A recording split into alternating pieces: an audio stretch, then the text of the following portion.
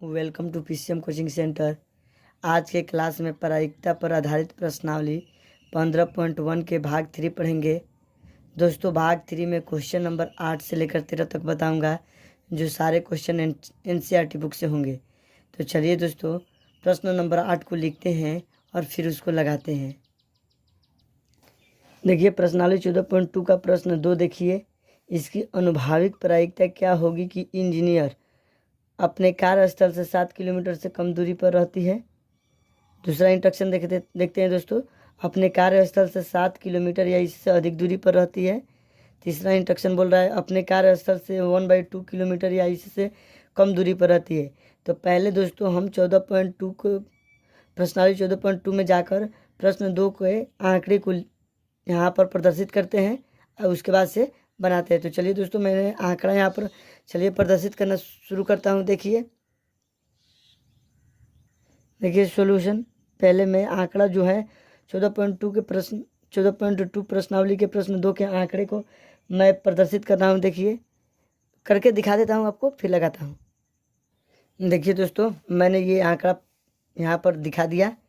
ये प्रश्नावली 14.2 के प्रश्न 2 का आंकड़ा है, ठीक है ना दोस्तों। अब ये प्रश्न बोल रहा है इसके अनुभाविक प्रायिकता क्या होगी कि इंजीनियर। तो ये पूरे इंजीनियर कितने हैं दोस्तों। देखिए, ये टोटल 40 है। प्रश्न में देख क्या रखा है 40, तो हम नंबर ऑफ एस 40 ले लेते हैं, ठीक है दोस्तों। ये तो पूरा इंजीनियर हमारा 40 है। अब बोल रहा है पहला इंस्ट्रक्शन, हम इसको फॉलो करते हैं दोस्तों। क्वेश्चन का अपने कार्यस्थल से 7 किलोमीटर से कम दूरी पर रहती है। तो 7 किलोमीटर से इसमें कितने इंजीनियर कम दूरी पर रहते हैं दोस्तों। 7 से कम, 7 तो लेना नहीं है। तो देखिए 1 2 2 2 2 2 3 3 3 3 4 5 6 7 8 9। तो नंबर ऑफ इवेंट हमारा क्या हो जाएगा दोस्तों, पहला इंस्ट्रक्शन का 9 हो जाएगा, ठीक है दोस्तों। ये हमारा 9 हो गया, ठीक है। तो हमको प्रोबेबिलिटी ऑफ इवेंट ज्ञात करना है ना दोस्तों, इसका पहला इंस्ट्रक्शन का। तो प्रोबेबिलिटी ऑफ इवेंट बराबर 8। तो हमारा क्या हो जाएगा दोस्तों, प्रोबेबिलिटी ऑफ इवेंट बराबर नंबर ऑफ इवेंट बटा में नंबर ऑफ एस। मान रख लेते हैं दोस्तों। देखिए 9/40 ये प्रोबेबिलिटी ऑफ इवेंट हमारा पहला इंस्ट्रक्शन के लिए है, ठीक है दोस्तों। ये पहला का आंसर हो गया। अब देखिए दूसरा हमारा प्रश्न बोल रहा है दोस्तों। देखिए यहाँ पर लगा देता हूँ दूसरा। देखिए, अपने कार्यस्थल से 7 या इससे अधिक किलोमीटर दूरी पर रहती है। तो अब 7 या उससे अधिक किलोमीटर दूरी पर है ना दोस्तों। तो 7 भी आएगा इसमें और उससे बड़ा वाला सब आ जाएगा। तो देखिए दोस्तों, हम इसका नंबर ऑफ इवेंट हमारा हो जाएगा दोस्तों। टोटल हमारा इंजीनियरों की संख्या 40 है और इसमें से 9 है जो 7 किलोमीटर से कम है। तो 9 को घटा देंगे तो हमारा 31 जो आएगा, यही ना दोस्तों 31 इंजीनियर। इसका मतलब ये हुआ कि 31 इंजीनियर 7 किलोमीटर या उससे अधिक दूरी पर आ रहा है। तो हमारा नंबर ऑफ इवेंट क्या आ गया दूसरा का 31। प्रोबेबिलिटी ऑफ इवेंट हमको ज्ञात करके दिखाना है, ये वाट कर लेते हैं। तो हमारा प्रोबेबिलिटी ऑफ इवेंट क्या हो जाएगा दोस्तों, नंबर ऑफ इवेंट बटा में नंबर ऑफ एस। तो ये सबके लिए है ना दोस्तों। तो नंबर ऑफ इवेंट का मान रखते हैं 31 बटा में 40। तो ये हमारा गया प्रोबेबिलिटी ऑफ इवेंट बराबर 31 बटा में 40। ये दूसरा प्रश्न का आंसर हमारा आ गया, ठीक है दोस्तों। अब देखिए दोस्तों, तीसरा इंस्ट्रक्शन हमारा बोल रहा है, यहाँ से बना देता हूँ। देखिए तीसरा इंस्ट्रक्शन इस क्वेश्चन का बोल रहा है अपने कार्यस्थल से 1/2 किलोमीटर या इससे कम दूरी। अब देख लीजिए दोस्तों, इसमें ऐसा कोई भी संख्या नहीं है जो ½ किलोमीटर है या उससे कम दूरी का है। ये 3 किलोमीटर है, सबसे छोटा इसमें 2 किलोमीटर दिखा रहा है, ये ½ किलोमीटर बोल रहा है। तो इसका मतलब कि इसका नंबर ऑफ इवेंट क्या हो जाएगा दोस्तों, जब है ही नहीं तो शून्य हो जाएगा। तो प्रोबेबिलिटी ऑफ इवेंट इसका निकालना है तो वाट कर देते हैं। तो प्रोबेबिलिटी ऑफ इवेंट बराबर क्या हो जाएगा दोस्तों, नंबर ऑफ इवेंट बटा में नंबर ऑफ एस। सबके लिए एस ये दे रखा है। तो प्रोबेबिलिटी ऑफ इवेंट बराबर हमारा हो जाएगा दोस्तों, नंबर ऑफ एस इवेंट 0 हो जाएगा और नंबर ऑफ एस 40। इसको भाग देंगे तो क्या आ जाएगा, प्रोबेबिलिटी ऑफ इवेंट का मान 0। ये प्रश्न नंबर 3 का क्वेश्चन 8 का तीसरा प्रश्न का इंस्ट्रक्शन का ये आंसर आ गया। तो इस तरह मैंने इस आंकड़े की सहायता से दोस्तों आसानी से इस क्वेश्चन को लगा दिया है। चलिए अब क्वेश्चन नंबर 9 को लिखते हैं और फिर उसको लगाते हैं दोस्तों। देखिए, क्रियाकलाप अपने विद्यालय के गेट के सामने से एक समय अंतराल में गुजरने वाले 2 पहिया, 3 पहिया और 4 पहिया वाहनों की बराबरता लिख लीजिए। आपके द्वारा देखे गए वाहनों में से किसी एक वाहन का 2 पहिया वाहन होने की प्रायिकता ज्ञात कीजिए।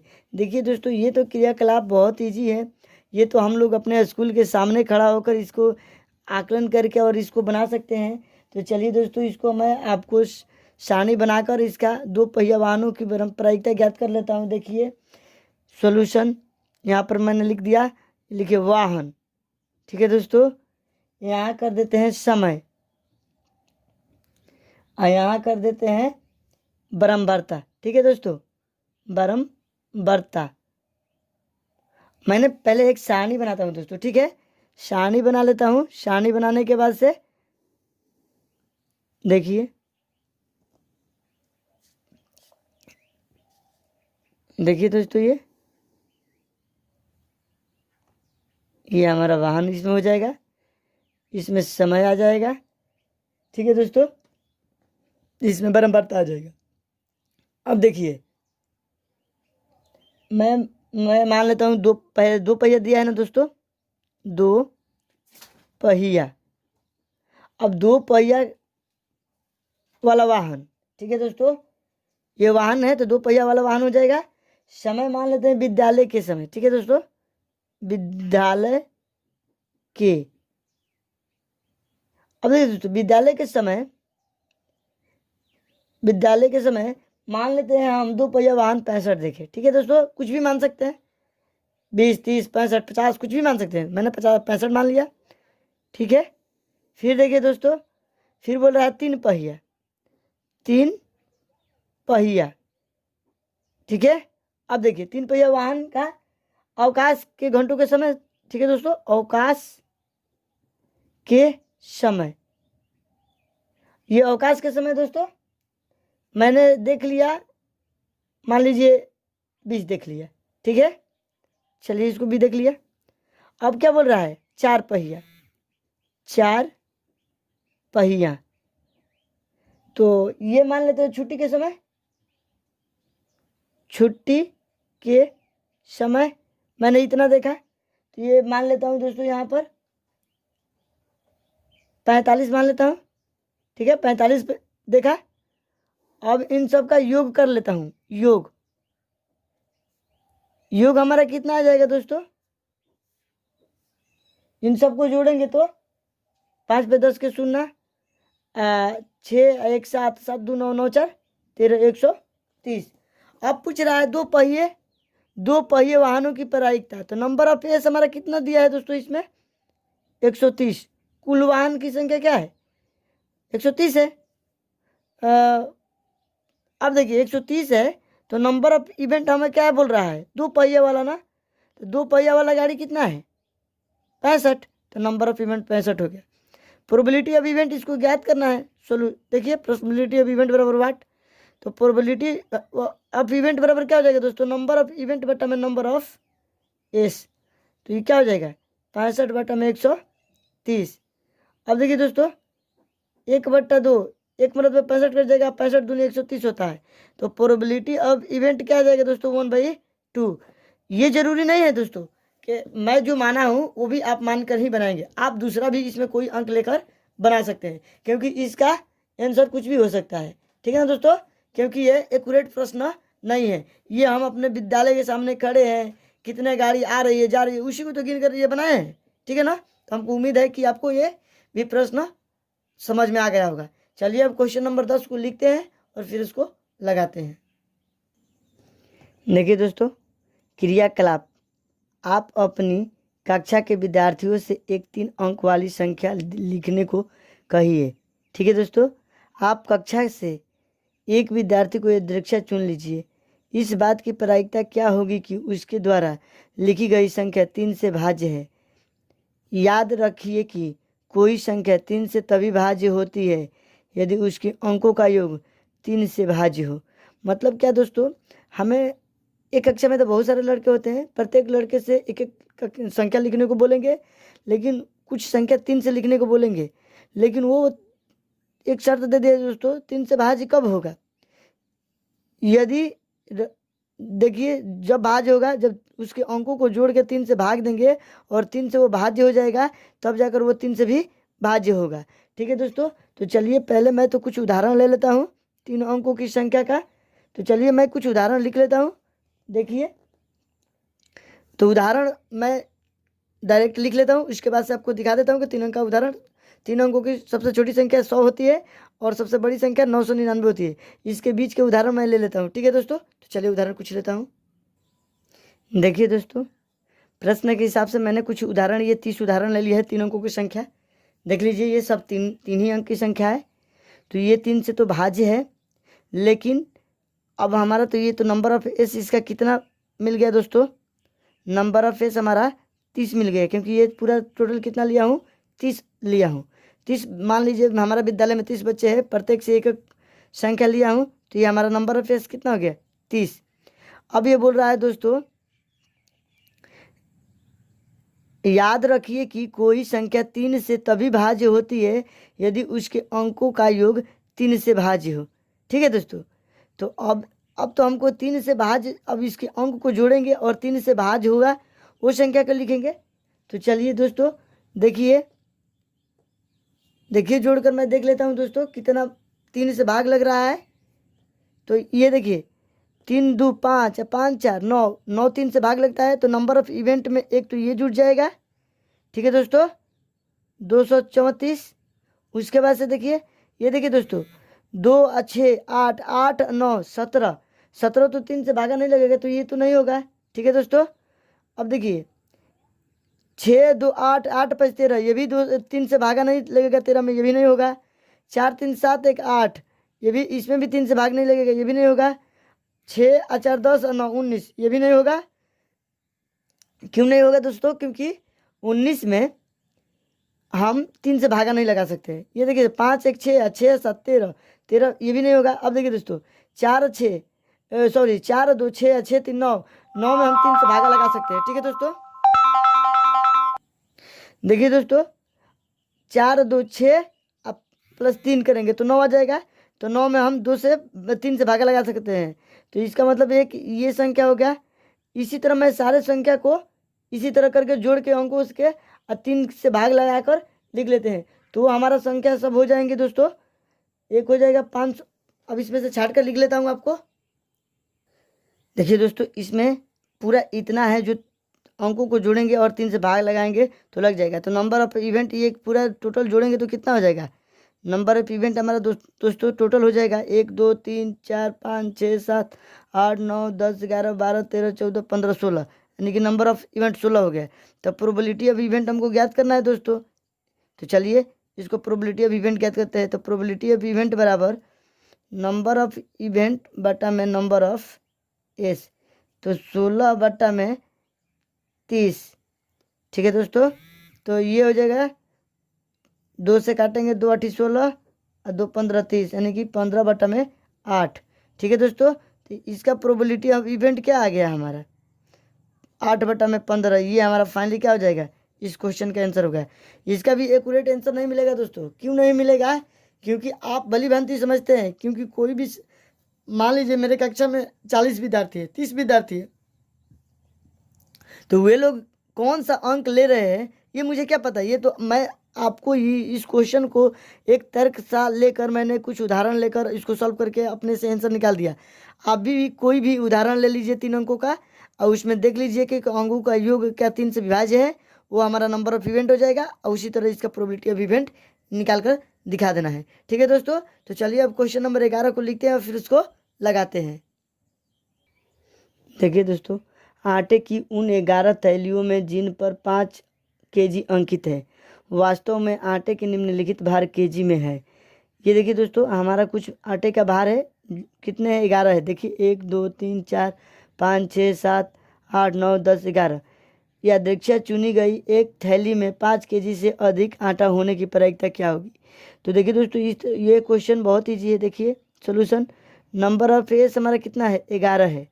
और नंबर ऑफ इवेंट क्या बोल रहा है दोस्तों? 5 केजी या इससे अधिक आटा की थैली कितनी है? तो देखिए दोस्तों, एक तो ये है, ये छोटा है 5 से, तो इसको छोड़ देंगे। 1 2 3 5 kg से अधिक बोल रहा है दोस्तों। 3 4 5 6 7, ठीक है दोस्तों। तो टोटल 7 थैली है जो 5 kg से अधिक है। तो ये तो नंबर ऑफ इवेंट हो गया। इसका प्रोबेबिलिटी ऑफ इवेंट हमको ज्ञात करना है। तो व्हाट प्रोबेबिलिटी ऑफ इवेंट बराबर हमारा सूत्र होता है दोस्तों नंबर ऑफ इवेंट बटा में नंबर ऑफ एस। तो 7/11, यानी कि प्रोबेबिलिटी ऑफ इवेंट हमारा क्या आ जाएगा दोस्तों 7/11। ये 11 नंबर क्वेश्चन का आंसर हो जाएगा। ठीक है दोस्तों, हमको उम्मीद है कि आपको अच्छी तरह से समझ में आ रहा होगा। चलिए अब क्वेश्चन नंबर 12 को लिखते हैं, फिर उसको लगाते हैं। देखिए दोस्तों, प्रश्नावली 14.2 के प्रश्न 5 में आपसे 30 दिनों तक एक नगर की प्रति वायु में सल्फर डाइऑक्साइड की भाग प्रति मिलियन में सांद्रता से संबंधित एक ब्रह्मवार्ता बटन सारणी बनाने के लिए कहा गया था। इस सारणी की सहायता से इसमें से किसी एक दिन अंतराल 0.12 से 0.16 में सल्फर डाइऑक्साइड की सांद्रण होने की प्रायिकता ज्ञात कीजिए। ठीक है दोस्तों, तो चलिए पहले 14.2 प्रश्नावली से प्रश्न 5 के जो आंकड़ा दिया है उसको लिखकर सारणी बना लेता हूँ। उस आंकड़ा को सारणी के रूप में एकत्रित कर लेता हूँ। तो देखिए दोस्तों, पहले मैं आंकड़ा लिख देता हूँ यहाँ पर 14.2 के से, उसके बाद से उसको सारणी बनाऊंगा, तब इसकी प्रायिकता निकालूंगा। तो चलिए पहले आंकड़ा को लिखता हूँ। देखिए दोस्तों, ये हमारा आंकड़ा दिया हुआ था प्रश्नावली 14.2 के प्रश्न नंबर 5। अब इस प्रश्न नंबर 5 से एक सारणी बनाना था। उसका वर्ग अंतराल हमारा दे दिया था दोस्तों, सल्फर डाइऑक्साइड का सांद्रण ppm में दे दिया था 0.00 से 0.04। इस तरह 0.04 से 0.08 इस तरह हमारा सल्फर डाइऑक्साइड का सांद्रण दे रखा है। तो चलिए इससे सारणी बना लेता हूँ दोस्तों, और उसके बाद से इसको हल करूँगा। देखिए इस आंकड़ा से मैं सारणी बनाता हूँ दोस्तों। देखिए आपको डायरेक्ट बनाकर दिखा दे रहा हूँ। देखिए दोस्तों, मैंने सारणी बना लिया। वर्ग अंतराल से सल्फर डाइऑक्साइड का सांद्रण दिया हुआ था। ये क्या है दोस्तों, ppm में है, ppm में। ठीक है ना दोस्तों। तो अब देखिए हमें क्या बोल रहा था, 0.012 से 0.16 में सल्फर डाइऑक्साइड की सांद्रता होने की प्रायिकता ज्ञात करना। तो अब देखिए दोस्तों, 0.100 से 0.04 के बीच में कितने संख्या है इसमें, तो हम इसमें काउंट कर लेते हैं दोस्तों। तो इसमें काउंट करेंगे तो हमारा 4 है। टोटल कितना है, 4 है। देख लीजिए 1, उसके बाद से देख लीजिए 1 के बाद से देखिए दोस्तों ये 2 के बाद से ये देखिए दोस्तों 2 के बाद से ये 3 के बाद से देखिए दोस्तों ये 4। तो 4 है, 4 मैंने लिख दिया। इसी तरह 0.04 से 0.08 के बीच में मैं डायरेक्ट लिखता जा रहा हूँ दोस्तों। इसमें 9 है।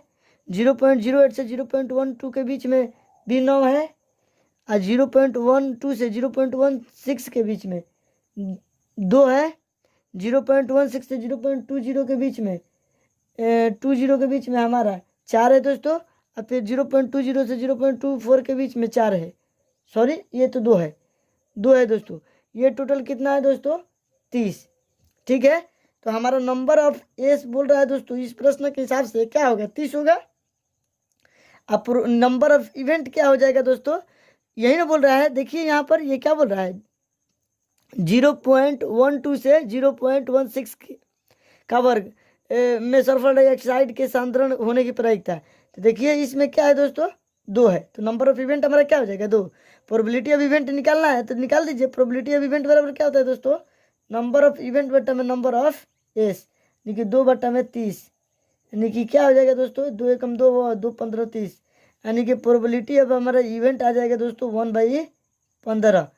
इस क्वेश्चन का फाइनली ये आंसर हो जाएगा। ठीक है दोस्तों, तो हमें उम्मीद है कि क्वेश्चन नंबर 12 भी आपको आसानी से समझ में आ गया होगा। तो चलिए आज के प्रश्नावली के अंतिम क्वेश्चन जो क्वेश्चन नंबर 13 है उसको लिखते हैं और फिर उसको लगाते हैं। देखिए दोस्तों, प्रश्नावली 14.2 के प्रश्न 1 में आपसे एक कक्षा के 30 विद्यार्थियों के रक्त समूह से संबंधित ब्रह्मवार्ता बटन सारणी बनाने के लिए कहा गया था। इस सारणी की सहायता से इस कक्षा से यादृच्छा चुने गए एक विद्यार्थी का रक्त समूह AB होने की प्रायिकता ज्ञात कीजिए। तो चलिए दोस्तों इसको सॉल्यूशन देखिए। पहले 14.2 के आंकड़ों को लिख देता हूँ, यहाँ पर प्रश्नावली से जाकर लिख लेता हूँ।